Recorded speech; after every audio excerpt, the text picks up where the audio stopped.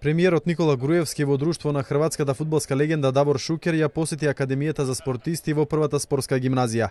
Во средното физкултурно училиште Методија Митевски Брицо, премиерот на Република Македонија и председателот на Хрватскиот фудбалски сојуз се дружеа со членовите на првата спортска академија.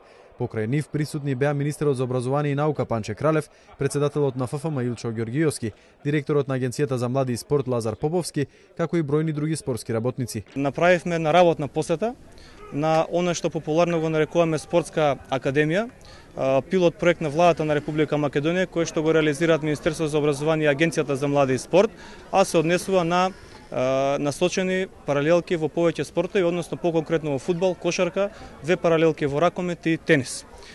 Целта на овој проект е да се формира македонски спортист во спортска смисла на збора, значи доколку како сме можели да имаме еден Пандев, зашто немаме уште 10 такви, ако сме имали еден напаѓач како Панчев, зашто немаме уште 10 такви напаѓачи како Панчев, ќе формира една спортска школа, но од друга страна се формираат индивидуи спортисти кои што по начинот на кој што ќе бидат воспитани, ќе знаат како се бранат боите на Република Македонија и како треба да се настапува за националните селекции. Инаку оваа спортска академија брои 111 членови, поделени во гимназиски паралелки во фудбал, кошарка, две во ракомет и во тенис. Овој проект почна да функционира од септември, а селекцијата е направена во месец март.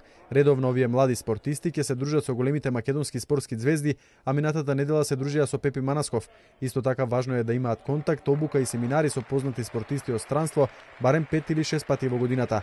АМС заедно со Министерството за образование и наука и се разбира федерациите ќе се обидат одредени спортски имиња и странски тренери да ги донесат во Македонија.